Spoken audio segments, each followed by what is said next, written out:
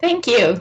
Thank you. I appreciate it. Thank you to Riverside Medical for having me do this webinar. I get really psyched to speak to adults about bullying because a lot of what we were told as children really doesn't apply any longer.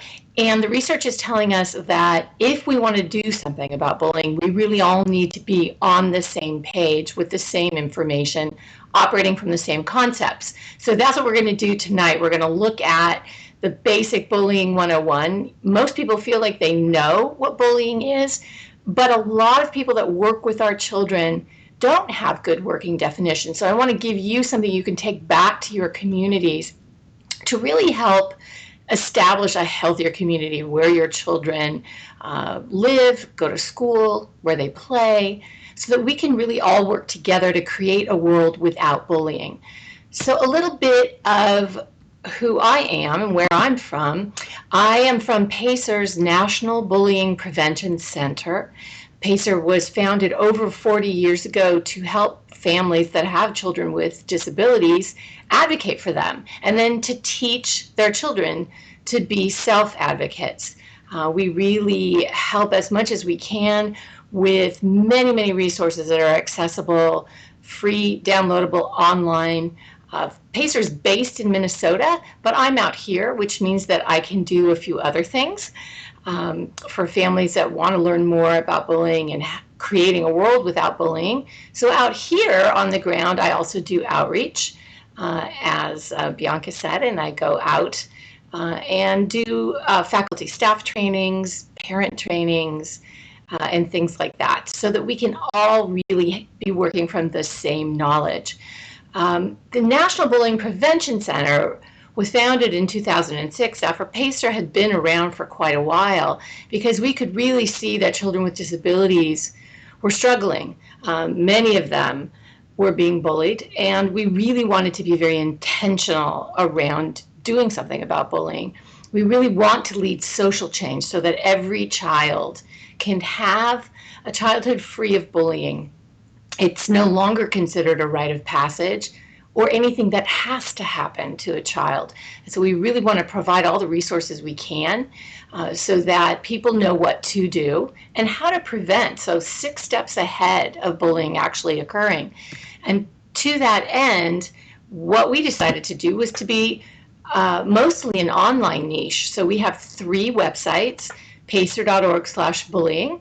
And that's where you, as adults, I'm assuming most of you on tonight are adults, that's where you're going to find a lot of our resources, handouts, lesson plans, activities, everything is up on that site, archived on that site. And then we have 2 sites for children.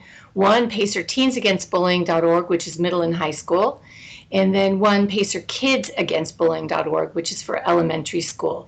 Everything up there is yours to explore and dig in deep, learning about bullying and bullying prevention, which is really what we want you to be thinking about. There are lots of chances on these websites for kids to interact, and you too, as adults, to interact, to write in and submit writing as to why you care and things like that. But do check out these sites for good resources, age appropriate, all based in research. So all evidence-based about what to do. Tonight, we're going to be looking at, first, let me just show you a couple of statistics. Children with disabilities are 2 to 3 times more likely to be bullied. It's not a guarantee, but very often that difference that they have makes them a more likely target for bullying. They're more worried about school safety. And the thing that really gets me, as someone who's been an educator in all kinds of schools, students with disabilities are often told not to tattle almost twice as often as youth not in special education. And that's something we really need to pay attention to. It tells me that not all adults are on the same page when it comes to supporting children with disabilities, and we need to correct that. And that's something that we can do with education and awareness. So tonight, we're going to look at dynamics of bullying, or what I called a minute ago Bullying 101, just to make sure that we are always on the same page together when we're doing this really important work of bullying prevention. We're going to look at some strategies for advocacy, for teaching self-advocacy to our children, which is so very, very important, and then strategies for working with the school. I'm hoping we can get through everything. I'm going to push really hard through the Bullying 101 section. You'll have access to this later, so you can go back and review it and take a look at the PowerPoint again. But I really want to get to those advocacy pieces. Very important for all of us to be, again, together, working together to create this world without bullying. So most of us were raised getting some advice on bullying, or perhaps hearing about it when maybe someone had a fellow student, classmate, or a kid in the neighborhood had done something to us, or we'd witnessed something like bullying, gone back to an adult in our home, a relative, and said, hey, I saw this. What do I do about it if it happens to me, or it happened to me? And very often, what, at least in my generation, we were told was something that appears up on this slide, which we call Common Views and Myths. This is a handout that has many more, actually, and it's available up on the main site, pacer.org/bullying. So back when I was being raised, and still today, people, adults, some of them in the schools where your children are going, some of them out in other organizations where your kids will interact with them, many adults believed this and still believe these common views and myths, that bullying is somehow just a natural part of childhood, or a childhood rite of passage, and that, you know, it makes you stronger. It's only teasing, so you can get through it. It's just words, you know, suck it up, you'll be fine. But as we now know, words hurt a lot. They can change a child's self-concept and certainly the way they feel about who they are. And it really can, for some children, impact them for a lifetime. We don't want that to happen for any child. We really want childhood to be about growing and learning and being all the things that you can be, even if they're different from what other children are. So one of the things that I really get concerned about with children with disabilities is the one in the middle. Some people deserve to be bullied. Now, on the face of it, it's a horrible statement. But if you look at the entertainment that we enjoy, things that we find funny, you'll notice that in a lot of TV, a lot of movies, there's always one kind of person it's okay to make fun of. And we all decide that that's okay, and we laugh at that person. Maybe it's Dwight from The Office. Maybe it's somebody like that who bugs us. But what I think is a very slippery slope with some people deserve to be bullied because they annoy us is when it comes to children who can't acquire social skills or don't get them as fast as other kids. That may mean that those kids are set up, if they annoy others or they don't connect with others socially, like kids with autism, that people may feel like it's okay because they bother me, you know, that it's okay to bother them back. And so that's one of the things that worries me. And also, again, the statement about tattling, that we really need to impress upon teachers and students that when a child comes and says, I don't understand what's happening, but I'm very hurt by something that's happened, or expresses frustration with another child over being hurt or being teased, that we don't tell them that they're tattling. Instead, we take that report very carefully. And a lot of what I do when I go out to speak to adults is to talk about the adult response. We have to be so very careful when children come to us with stories about what has happened to them. We need to be very careful to take those stories as deeply and carefully as possible. Okay. So, bullying and cyberbullying. I want you to have good definitions that you can actually pull out of your memory when you have to. And excuse for the background noise, I'm not exactly sure what's happening. So for both bullying and cyberbullying, they have some commonalities. The definition is this: it is hurt or harm done on purpose. Could be physical, could be emotional, could be cyber, right? But the effect is hurt or harm to the target. The target has difficulty stopping the behavior, and that's because they do not have the same amount of power as the person or group doing the bullying. Power might mean physical. That's the way we used to think about it in the old days. The childhood bully who, was tougher than you and took your lunch money and threw you on the ground. But today, a lot of the bullying that kids experience is emotional or social.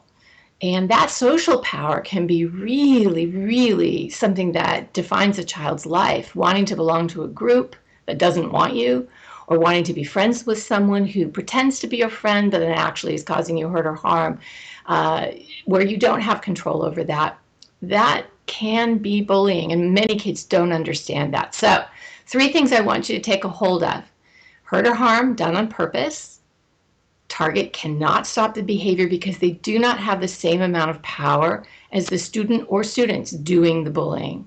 Okay? And that imbalance of power is very important. We may not understand it, but it's part of why the target can't stop it. If kids could stop the bullying they're experiencing, they would not come to us. They would take care of it themselves. They know that they're supposed to take care of problems. They learn that very quickly. But with bullying, they really can't.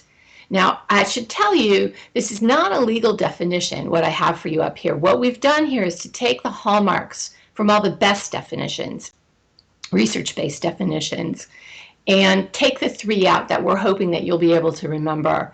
And then we add one more, and that's about repetition.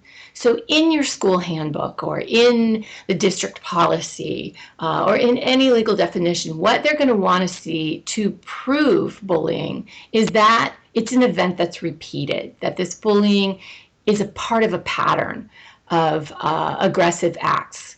But this is something that you should know that experts in the field are having a bit of a problem with, because for some children, if they receive a harsh enough bullying, or if they believe that, for instance, a threat of bodily harm or worse, if they believe in that threat, you really don't need to do it more than once, and their life is changed. So we struggle with repetition, but you should know that it's a feature of every legal definition. So here's something, these 3 pieces, and then also know that the reason we're going to talk about making sure that you keep a record of what your children tell you about the bullying they're experiencing, so very important to have a written record, is because you may need to prove that there has been repeated acts. So that's an important corollary to those 3 core hallmarks of the definition. And obviously cyberbullying has a technological element as well, but we'll get to that in a little while. Okay. So a lot of difficulty happens for adults around bullying versus conflict, especially when our kids are younger. Really hard for a lot of adults, even educated adults, to understand sometimes what they're seeing right in front of them. So here's a good way of remembering this essential difference between conflict and bullying. First of all, with conflict, it's an even playing field, equal power. So the kids are operating on the same level. Yeah. And with a lot of friendships, most friendships, one day one kid is the dominant one, the next day the other kid is. They kind of trade back and forth. When they get mad at each other, they're giving as good as they get. Equal power. Yeah. Even playing field. With bullying, remember, unequal power, not an equal playing field. When children understand that what they're doing is hurting someone, they continue. So they keep pushing that button that causes the other people to feel hurt or harm or to react. And they're satisfied. The people who are doing the bullying are satisfied by that feeling of power and control over the other person. With conflict, children don't tend to want to lose friends. They want to keep the friends they have and get more if they possibly can. Most kids do not want to lose friends. And so if they find out and they truly understand that what they're doing hurts or harms another person, then they generally stop because they really don't want to lose the friends they have. Now, this is tricky when you have a child who really may not understand anything social, who will do all kinds of things to try and get people to pay attention to them. And for those children, we need to do a few more things to help them not stray into an area where they're hurting or harming others. We'll talk more about that in a little while. So bullying versus conflict, very important that we are able to delineate the difference between the two. Types of bullying. You should know that, and you probably realize that a lot of organizations use different buckets, different categories for types of bullying. These are the ones that we use. Basically, verbal is the most common. It's been around since we probably started speaking to one another. Emotional social is the one that kids really have a hard time understanding, because very often people who are bullying them, they count as friends, especially our children who don't understand social dynamics very well. They will do anything to be in a group, and they may be being manipulated. They may be having very harsh treatment within that group or with a friend that they consider a friend. And they do need to be taught that some of these things that are happening to them are not friendship. And that's hard. It's hard work that we adults have to do. Physical, again, been around. It's a form that we understand, and it's easier for adults to see than emotional social. Sexual is an area where, most parents, we really, it's a very uncomfortable thing to bring up to our kids, but speaking to them about boundaries, unwanted attention, that no one gets to touch them without their permission, that is some work that we need to do or supervise until they understand those things. Cyberbullying is the biggest monster in the room for most people, but still for children and even teens, cyberbullying usually does not happen until there's a face-to-face contact with someone. So it's rare with children and teens that it happens out of nowhere. The potential is there, and we worry because the potential for being bullied 24/7 is clear with cyberbullying, but still there's usually a face-to-face contact between children or teens. So some of the buckets that we use here: verbal, emotional, physical, sexual, cyber. You may see that other organizations break them out differently. By and large, the things we need to educate our kids on revolve around the relationships. Those are hard for them to understand, why someone they might call a friend might actually be hurting or harming them. So that's part of the difficult job that we have as parents and adults. Roles in bullying. This slide is here because what I want you to be thinking about is the language that we all use, that adults use about bullying. And it's what we were taught. But this slide should illustrate to you how very careful we are with our language. We don't use the word bully as a noun anymore. We never label or tag a child in development with the label bully. We don't do it because on any given day, a child who may have been bullying may also be being bullied, may also be a champion for a child who's being bullied. The roles shift and change, and to label a child with the title bully, that doesn't come off very easily. And it also says to children, whatever we label you, be it bully or victim, that can't change. And we don't want children to think that that this whole dynamic is unchangeable. We want them to know that they can affect what's happening to them, even if they are bullying or being bullied, that they can change that. So we're very careful, and here's just some examples. We might say the person targeted by the behavior. We do use the word target. It makes it a little simpler. It gets complicated when you're talking about bullying behavior, but it's the behavior we want to focus on. So we might say the person's doing the bullying behavior or the person's initiating the behavior. We don't want to use that label. And if there's only one thing you take away from that tonight, it's very, very important that we not cast a child in development into something rigid like the title of bully or victim. We want them to know that they have agency, that they can learn to self-advocate and change their situation. And then again, with witnessing the behaviors, a lot of kids use the word upstanders, and I love that. As long as it's not passive, we're all for it, because our children's peers at school really have a tremendous amount of power. And that's because most kids at school are not involved in a bullying dynamic.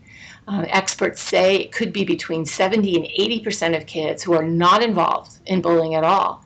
But some experts say it's even higher, maybe between 80 and 90%, which means we have critical mass for those witnesses and bystanders and upstanders to really do something about changing the health of their communities. They just need to know what to do. And again, that comes back to us.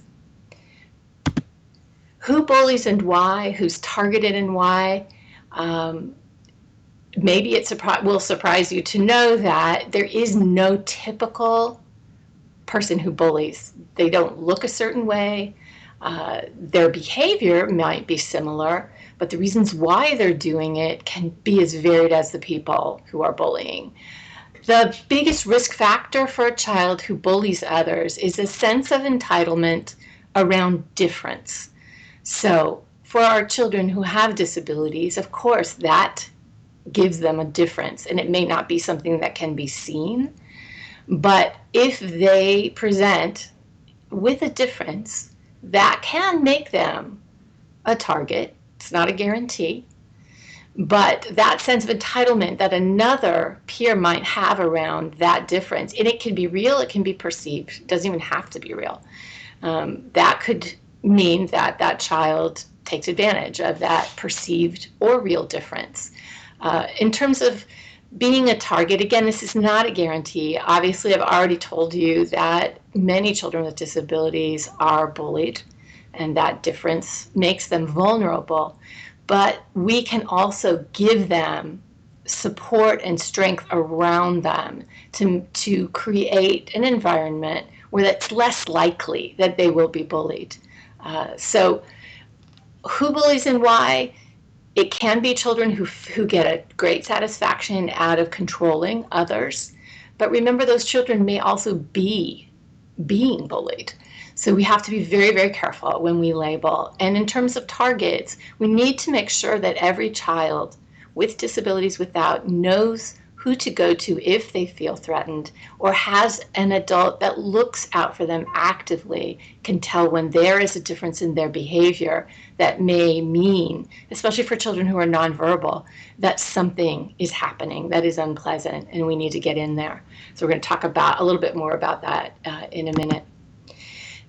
So we're getting to the second part. So we have that sort of heavy stuff in the beginning. Thank you for sticking with me on all of that, because as I said before, it's really important for us to be on the same page with the definition, with the dynamics around conflict and bullying. Conflict we're going to have with us. Yeah, a lot of human life is negotiating conflict, and we can give them skills for that. But bullying is different. Bullying requires an adult response, which is why the first thing up in the second half of this presentation is the adult response.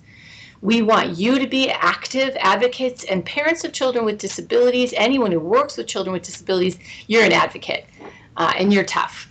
And you know that we have to be energetic in our advocacy.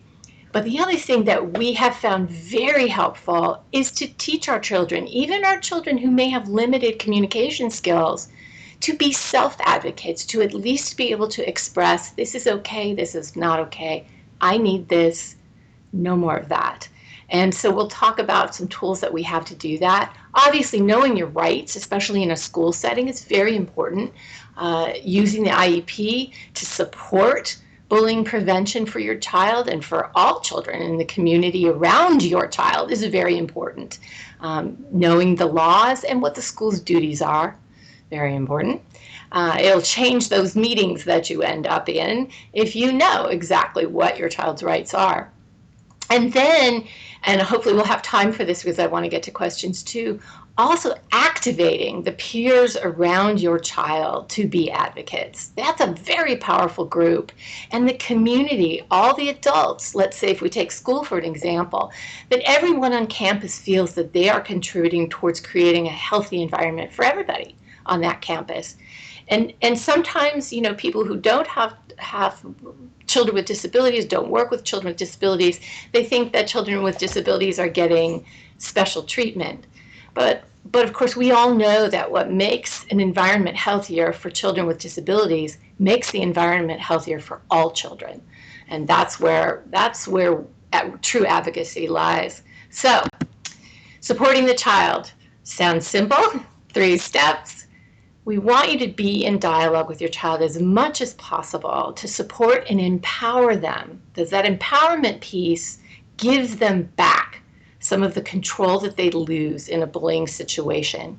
So it's really important that we, at whatever level possible, give them some power back, right? And that we help them develop an action plan. So I'm going to show you some good resources for that, excuse me.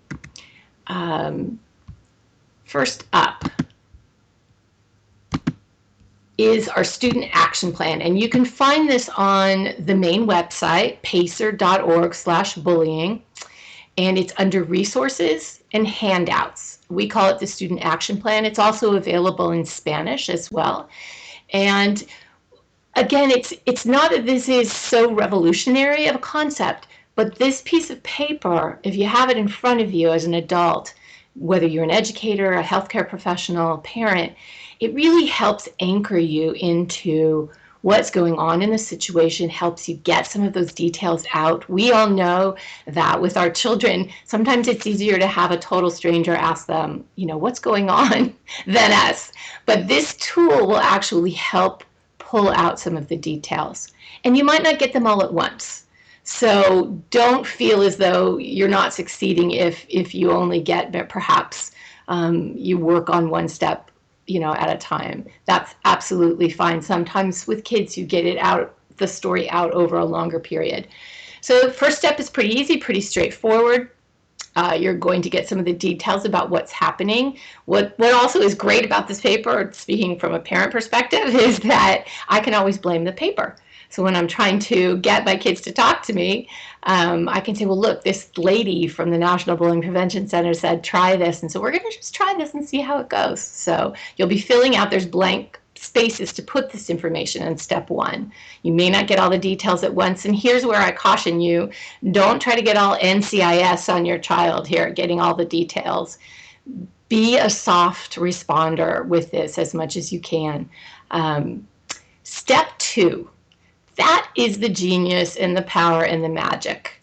This is the empowerment piece. This is where you ask your child, all right, let's imagine that this is better. What does it look like? One of the stories that our head of parent training back in Minnesota talks about is a first grader. And first grader with a diagnosis of autism who really wanted someone to sit with him at lunch.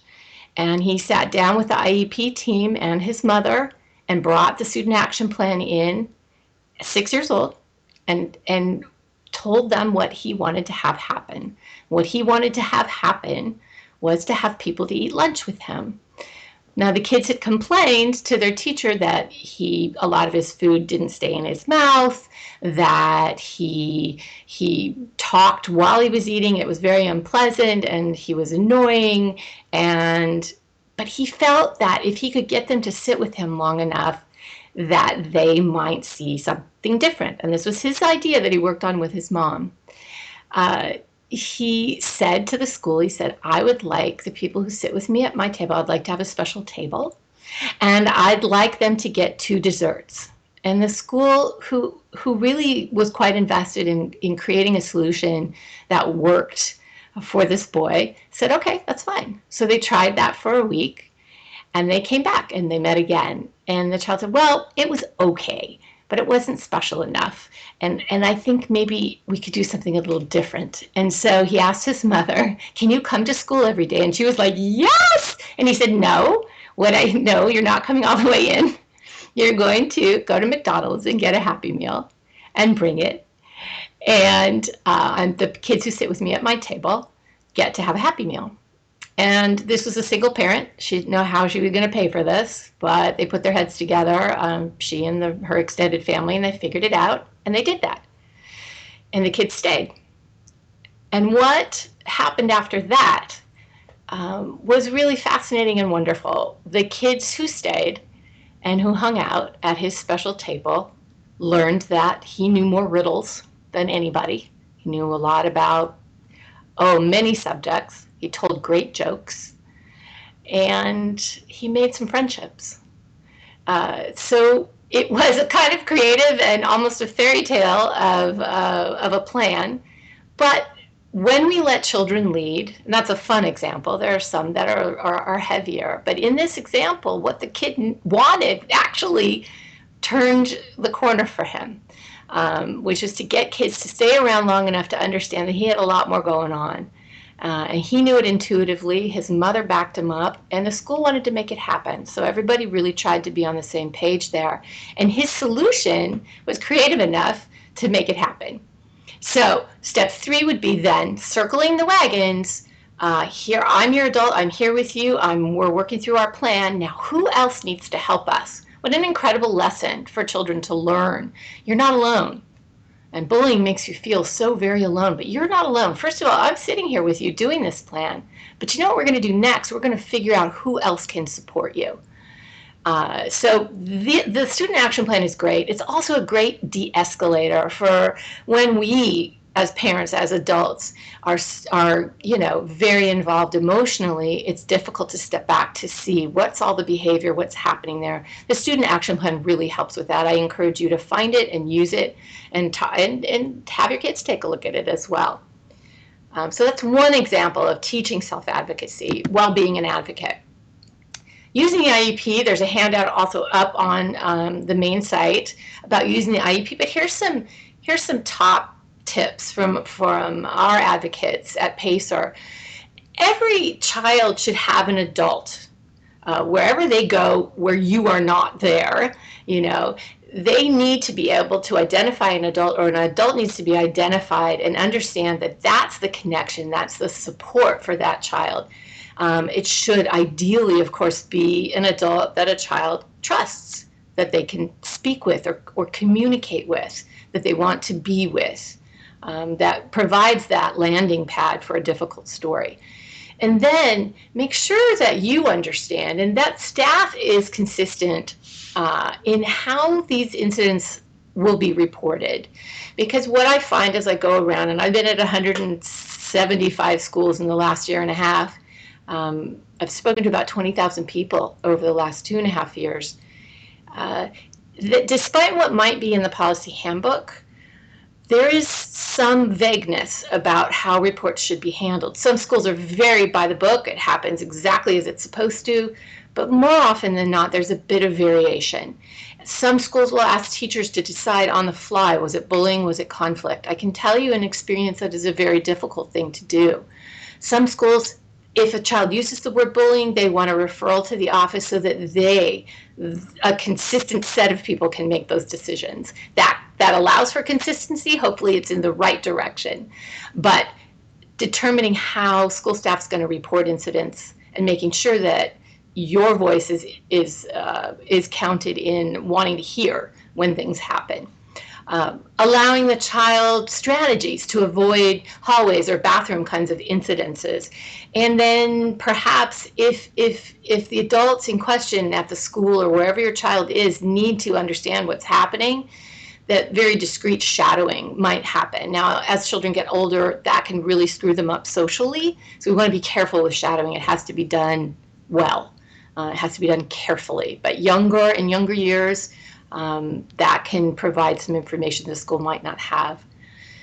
Arranging, for instance, on specific disabilities, it's often good to do in-service trainings for faculty and staff. I've attended many of them, and that was illuminating, really, to learn about, various interventions that we might need to have for certain disabilities, physical disabilities, but also to understand the challenges that a child was facing as they navigated the social world of school, and to really make sure that you understand how policies might affect your child. And that the staff knows that the go-to phrase is, you have the right to be safe at our school. And if I don't understand how that's going to happen, I'm going to stay with you until I find the adult who has to do that. or who's going to be with you. Adults are the safety net. When it all boils down, that's us. We are the wagons that get circled. We are the eyes that need to be there when children are vulnerable for bullying. So we want to make sure that the IEP reflects that. With the school now, I want to make a distinction between prevention and intervention. Very often when I go to speak about bullying, it seems like all we're talking about is intervention. And if that's all we're doing, bullying is going to be with us forever. With prevention, we really want to be 6 steps ahead. And this is, you'll see, or you may feel already, that it's more of the carrot than the stick, but that's needful. We really want you to be in partnership as much as possible with the school or the organization where your child is spending time. Go in early. We've just finished the school year. We're getting ready to go into the next one sooner than we can believe, right? But that we meet our teachers early, meet the child's teachers early, establish a rapport with the staff, anyone who's going to intersect with our child, that we present ourselves not in a way that is likely to create defensiveness, but to create partnership, to work with the school. Perhaps it's to present on our child's disability. Perhaps it's to just really make a thoroughly deep relationship with the classroom teacher, paraprofessionals if they're around, anybody else that our child may come in contact with. And that those safeguards we just talked about that could be included in the IEP are in place prior to the start of the year. To your satisfaction as parents or caregivers or however you are in this child's life. So intervention now. So if we walk away from prevention and being 6 steps ahead, and we know, this can still happen, that there's still bullying can happen. Here's a little roadmap for intervention. First of all stories that come to you from a child, even if they seem fanciful, even if they seem embroidered, even if they seem like perhaps it's not bullying, the way you respond to those stories, the listening ear that you provide for children really will make the difference as to whether or not they'll ever come back and talk about what's happening to them. So really important that we have an action plan ahead of time for what we will do. I think it's a great idea to have that student action plan out and about. This is something that, if you have a problem, we're going to use, and I'm going to use it right now for something I'm going through. I actually find it very, very useful for becoming unstuck. And we know that when our children are in trouble, that feeling like, oh my God, what can I do? It really, really helps to have something like an action plan so that the emotions we can put aside for a second and look at behaviors and look at what might be protective for our children. We encourage you to, upon report of bullying or something perhaps that you don't understand that you need clarity on, contact the school right away. Keep a copy of communication, create a file for that, all dates, all details. This is something, again, that the student action plan can help kick off, and that communication. We also have template letters that I'm going to show you in a second, and we encourage you to send a template letter where you'll fill in the blanks with the information, because those letters can serve as notice that you are asking for interventions. A casual phone call, or sometimes just seeing someone on the playground or at car pickup or car drop off, that's not going to do it with bullying, where you're really going to need to have something in writing with dates and details, and then an indication of follow-up by a certain date to make sure that it happens, and that when things happen, that you're going to look back at that when you go into an IEP or a 504 to do the 504 plan, and you're going to say, hey, we need to do something in this area because it's happening like this, and I'm afraid it's going to happen further in the future. So let's take a look at that for the IEP or the 504. Here are the template letters that I just referred to. They're available, again, up in the resource section on the main site under handouts. They're available in Spanish as well. They're fill in the blanks, and you should use them to contact school staff when an incident of bullying comes up. It's standard language. And we have 3, one if you have an IEP, one if you have a 504, and one if you have neither. And we just encourage you to use it, keep a copy for yourself. Always keep that file going. Anytime you have a phone call, any email, print it out. Keep a log of calls with the dates and who you spoke with. Because schools are busy places, because schools have more than one hot issue happening at a time, we have to be very active on our child's behalf, as you all well know. And so this is just an aid, another resource to help you do that in a formal fashion.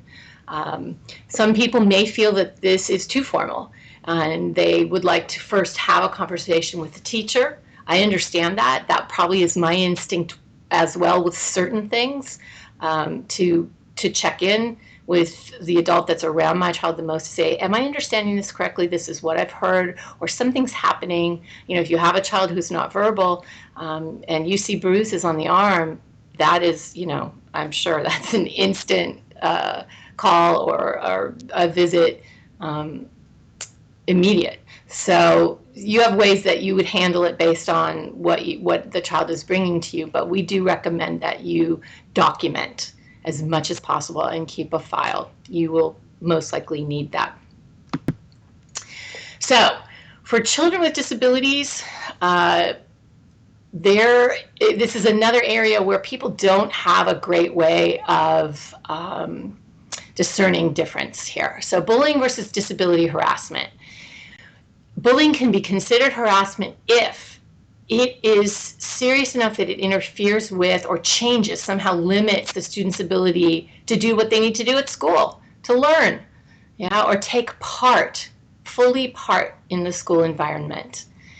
And that bullying is based in the student's disability. So if a child has a disability, like a facial difference, and all of the bullying is based on enumerating all of the differences in this child's face, or all the difference in their behavior, then that can be considered harassment based in the disability. I'm not a lawyer, so I'm not going to give you any more of a legal slant on that. We have a lot written on that up on the website. But know that there are protections in the law for our children with disabilities. And people need to be very clear that things like teasing can cause a child's self-esteem and their willingness to participate in school to the extent that they don't want to be there. So that's when we really have to get very serious about speaking to what's going on, and that it is not just bullying at that point, it's actually gone into disability harassment. So schools' duties. This will come as no surprise to you. Schools in your district or your policy handbook that you have as parents, you'll see that it will speak to the fact that there should be immediate and appropriate action to investigate what's going on, or to determine what happened. And if an investigation reveals that bullying or harassment has occurred, the school has an obligation to end that, to eliminate any hostile environment, to prevent the bullying or harassment from occurring, and to prevent retaliation. Now, we know that in real life, it doesn't often go like that. So at the very minimum, of course, we need guarantees and assurances that our children will be safe. And if you have a child who can't express what's been happening to them very well, then we need to make sure that there are adult eyes around them who can look out for them. Discreet, you know, if they are fully functioning and included in activities, we don't want the adult presence to be so overt that it breaks up social, burgeoning social relationships. But in the end, as I said before, it's adult eyes that need to be on the vulnerable children to prevent any kind of injury or harm. So it falls to us, to the adults, to step up to end the harassment, to prevent it from recurring. And sometimes people have to be reminded of that it's important that we, keep every child safe, right? So sad but true, we do sometimes have to remind folks of what is actually right there in policy, but we do. If you have to, there is an additional process that you can engage in called the Uniform Complaint Procedure. And again, I have not been through this myself. I have helped people going through it, but that is something that you can look at in your, it should be in your school policy handbook, and it can give you some guidelines on how, if you need to escalate an issue, if the school is not taking care of it, this will help. This is a very formal notice that school needs to address something that's going on with regard to bullying or harassment. So this is something else that you can look at. It's an additional level of intervention that's being requested with Uniform Complaint Procedure. I know people who have taken these all the way up to the state, and sometimes that needs to be done. So very quickly, we just have a few minutes, and I want to be able to get to questions if there are any. I want to talk about, again, activating the community around our children. It's important, as I said before, that all adults know that it is our responsibility to keep children safe at school, and it's up to us. You know, when a bullying situation or a harassment situation is happening, most often it takes a caring adult to change that. If kids could fix it themselves, they would. They wouldn't come to us, but they can't. Children who are involved in a bullying situation often don't have the tools, they may not have the social skills, and they certainly very often do not have the power. But the children around them can often be activated to assist in creating this healthier community, to also be eyes and ears, because kids know before we do who's the most vulnerable in their community, who might be being bullied. Before we know it, they will know it. So we really need to be in good dialogue with all the children around our children as well, and teaching them and telling them what to do. Yes, adults have to model that, but in doing so, we can show children how to treat one another in a way that creates a healthier community. So, active bystanders. It's simple. What children who are being bullied want the most is someone to spend time with them, to sit with them, to try and get them away from what's going on, if there's enough courage there to do that. But even for a bystander to go to a child who's being bullied and say, hey, I saw what happened. I saw what happened, and that wasn't right. You shouldn't be treated that way. You don't deserve that. That's huge for someone who's being bullied. Huge. It's what they want the most, is for a peer to sit with them. We can teach our children to do that. We can show them what it is to be a good listening ear, and to give that as a gift to a peer who might be being bullied. And for children who are bullying, imagine the gift that they get from someone up here who says, hey, I think you need to talk to an adult because what you did is not cool.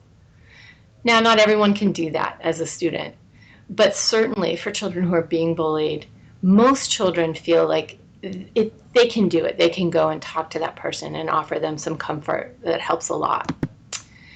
Best practices for schools, and then we're going to wrap this up and see if you have any questions. Best practices to help create a healthy school environment, especially for children with disabilities. That teachers and peers are engaging in meaningful and appropriate social interactions. That the school is, or the organization is structuring some opportunities for kids to practice and learn in a healthy way their social competence, to create positive interactions. Those often, with all children, whatever stage of development, whatever disabilities they might have, adults have to scaffold those things. We have to be there to encourage them and to move them along sometimes and redirect. So this is a lot of intervention by adults, a lot of interaction with adults before we can step back. But that we also then create intervention strategies that are centered in what a child with disabilities might want. That they are part of that solution, that they are part of learning about social stuff and getting more aware, and that we really individualize the interventions for children with disabilities. Long term, there are 3 pro-social behaviors that research is focused on that appear to be protective in communities. So bullying is less likely to flourish if a community is very focused and intentional around kindness, acceptance of difference, and inclusion. And what that means for adults is it's our modeling, it's our showing. This is what an act of acceptance looks like. This is what an act of inclusion looks like. I actually find out there in the world, kindness and inclusion are kind of, those are easy to speak about and people can think of examples. But when we are looking at examples of acceptance of difference, that's tough. Because every day in every way out there in the world, kids are seeing that people are very intolerant of difference. So in the world that we can control, and this is what we're talking about when we talk about creating a world without bullying, we're talking about the world that you live in, the maybe 4 to 6 places you go every day. For a student, home, school, maybe sports practice, maybe dance or something like that, and then back home again, maybe the grocery store. We're really not talking more than about 6 places. And in those places, what can we do to create difference around kindness, acceptance, and inclusion? How can we create something that's different from what we're doing now to create a healthier, safer world for all kids, not just our kids with disabilities, but all kids, and in fact, a better world for us as well. That is the end of my presentation for tonight. I want to remind you again that we have these 3 websites, and please go and take your kids there too, and thank you so much, explore and go through them. You'll see a lot there for you. I believe there's a little bit of feedback on my end. Thank you so much. I do have a couple of questions that were asked prior to the webinar, so I'm going to try to get those out. Let me know if you can't hear me, Judy, and if not, I'll try to type them in. Okay. So I'm going to try to get those out. Let me know if you can't hear me, Judy. Okay, so we'll actually start with that one. So Maggie, okay, I see one that's come up on the chat site. Autism is also a bully. Okay, so we'll actually start with that one. Okay. So Maggie is asking, what do you suggest if a child with autism is also a bully? So thank you for speaking up with that question. I often have parents sort of sidle up to me at presentations and say, what do you do if it's your kid who's bullying? And here again, this is a situation where we don't want a child to feel that they are stuck.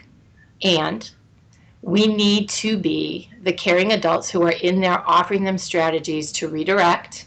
Okay, I see. Thank you for clarifying. So the child's preschool age. I want to make a distinction. I didn't make it before for everyone who's listening. Until a child has developed sufficiently to understand that they can cause hurt or harm in another human being, we don't call it bullying.